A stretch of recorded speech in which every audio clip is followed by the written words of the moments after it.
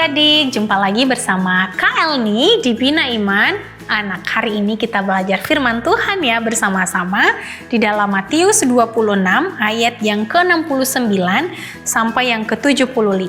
Matius 26 ayat 69 sampai yang ke-75.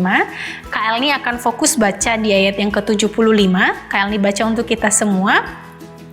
Maka teringatlah Petrus akan apa yang dikatakan Yesus kepadanya sebelum ayam berkokok, engkau telah menyangkal aku 3 kali. Lalu ia pergi keluar dan menangis dengan sedihnya. Firman Tuhan ini menceritakan Petrus menyangkal Yesus. Jadi adik-adik, sebelum Yesus ditangkap, Petrus pernah berkata kepada Yesus bahwa kalaupun murid-murid yang lain goncang imannya atau meninggalkan Yesus, dia tidak akan goncang imannya atau dia tidak akan pernah meninggalkan Yesus. Tetapi waktu itu Yesus mengingatkan Petrus bahwa ia akan menyangkal Yesus sebanyak 3 kali. Nah, akhirnya setelah Yesus ditangkap, dia dibawa ke mahkamah agama untuk diadili oleh imam besar yang bernama Kayafas. Dan waktu itu Petrus mengikuti Yesus. Dia duduk di halaman luar untuk menantikan Yesus diadili.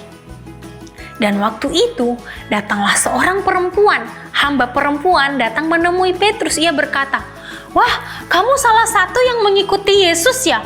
Kamu salah satu muridnya." Dia berkata, bukan aku. Bukan, aku tidak mengenal Yesus." Itulah pertama kalinya Petrus menyangkal Yesus.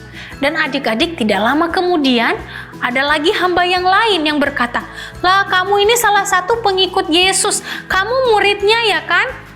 Dia berkata, bukan aku. Aku tidak mengenal Yesus. Apa yang kamu katakan?"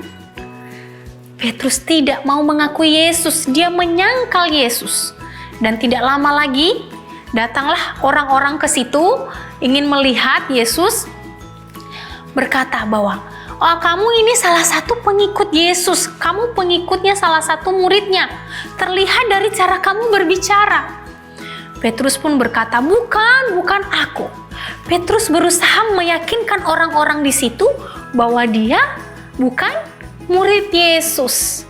Dan ketika itu ayam pun berkokok. Petrus pun mengingat tentang apa yang disampaikan oleh Yesus. "Sebelum ayam berkokok, kamu menyangkal aku sebanyak 3 kali." Petrus pun mengingat hal itu. Ia sangat sedih dan menyesal. Ia menangis karena ia telah menyangkal Tuhan Yesus. Adik-adik, kita belajar dari kisah Petrus ini. Kita belajar menjadi anak-anak yang tidak mau menyangkal Yesus apapun situasi kita. Contohnya, mungkin adik-adik sedang berdoa meminta sesuatu kepada Tuhan Yesus. Contohnya minta tas atau sepatu baru atau mungkin handphone baru. Ya, adik-adik berdoa 1 minggu, menunggu sebulan, menunggu setahun. Kok nggak didengar ya sama Tuhan Yesus? Kok nggak dijawab-jawab? Ya sudah, mungkin Yesus nggak ada, Tuhan nggak ada. Nah, itu juga salah satu contoh kita menyangkal Yesus. Kalau kita adalah anak-anak Tuhan yang setia, anak-anak Tuhan yang mencintai Yesus, kita tidak akan meninggalkan Tuhan Yesus sekalipun doa kita tidak atau belum dijawab. Nah, contoh yang lain apa, Kak?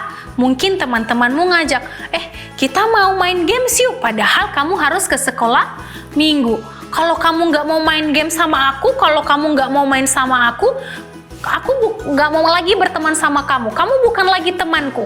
Kamu mau pilih yang mana? Ke sekolah minggu atau main games? Nah, adik-adik, kalau kita anak-anak Tuhan sudah memahami bahwa anak-anak Tuhan itu harus datang ke sekolah minggu beribadah, maka kita mau ke sekolah minggu. Kita jangan meninggalkan Yesus hanya untuk main games. Tapi nanti, Kak, aku nggak ada temanku nggak sayang lagi sama aku. Nggak apa-apa. Kalau kita sungguh-sungguh mengasihi Tuhan, Tuhan Yesus pasti akan memberikan teman-teman yang baik, mengirimkan teman-teman yang mengasihi kita. Mulai hari ini adik-adik, kita belajar menjadi murid-murid Yesus yang setia.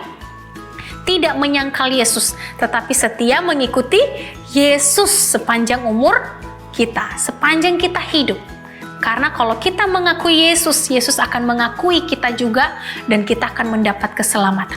Tetapi sebaliknya, kalau kita tidak mengakui Yesus, Yesus juga tidak akan mengakui kita. Kita mau pilih yang mana?